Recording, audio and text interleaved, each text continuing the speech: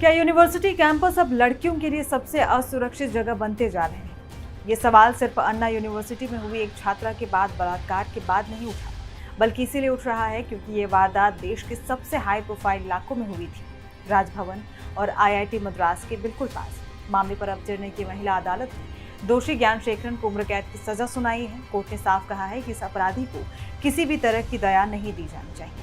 न्यायाधीश एम राजलक्ष्मी ने यह भी तय किया कि दोषी को कम से कम 30 साल जेल में रहना होगा, साथ ही 90,000 रुपए का जुर्माना भी लगाया जाएगा। अब एक नजर अन्ना यूनिवर्सिटी में हुई घटना पर। यह घटना बीते साल 23 दिसंबर की रात की। यूनिवर्सिटी कैंपस के अंदर ही छात्रा अपने दोस्त से मिलने आई थी।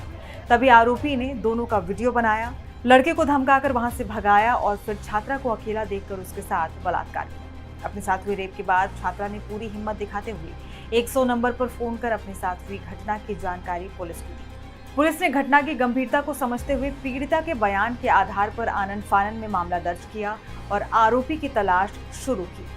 पुलिस ने आरोपी की पहचान करने के लिए कैंपस में लगे सीसीटीवी फुटेज की जांच की और सीसीटीवी फुटेज में जब आरोपी की पहचान कर ली गई तो पुलिस ने उसे फौरन गिरफ्तार किया। हालांकि ये अपराध सिर्फ एक लड़की पर हमला नहीं था, यह हर उस भरोसे पर हमला था जो छात्राएं अपने यूनिवर्सिटी, अपने कॉलेज पर करती हैं। खैर, मामले पर कई सवाल उठे। सवाल ये कि क्या अन्ना यूनिवर्सिटी प्रशासन को नहीं पता था कि कैंपस में इतने डार्क स्पॉट्स हैं?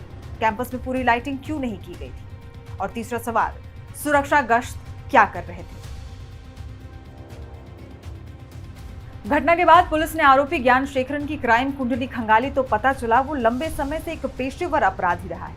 ये कोई पहली बार नहीं था जब ज्ञानशेखरन ऐसी कोई घटना को अंजाम दे रहा था।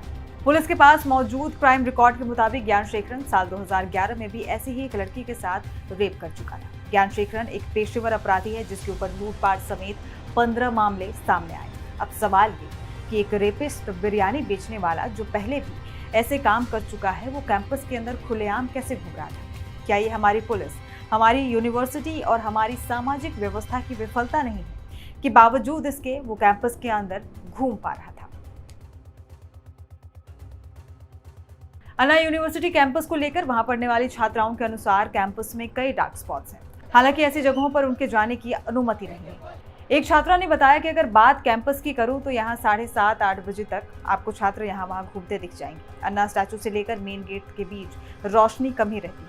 हॉस्टल से लेकर मेन गेट तक कुल 20 मिनट की वॉकिंग है। कई छात्र एक शॉर्ट रास्ते का भी इस्तेमाल करते हैं जो कम समय में मेन गेट तक पहुंचा देता है, लेकिन इस रास्ते में लाइटिंग की व्यवस्था नहीं है। बहरहाल, इस घटना की सबसे हिम्मती कड़ी वो छात्रा है जिसने 100 नंबर पर कॉल कर अपनी आपबीती बताई। उसी की बहादुरी की वजह से ये केस सामने आया और आज दोषी को सजा मिल रही है। तो अब वक्त है कि हम शर्मिंदा हैं कहने से आगे बढ़ें और ये पूछें कि ऐसे कैंपस में हमारी बेटियां कैसे सुरक्षित रहेंगी। इस वीडियो में फिलहाल इतना ही, लेकिन ऐसी ही तमाम जानकारियों के लिए आप बने रहिए एनडीटीवी इंडिया के साथ। नमस्कार।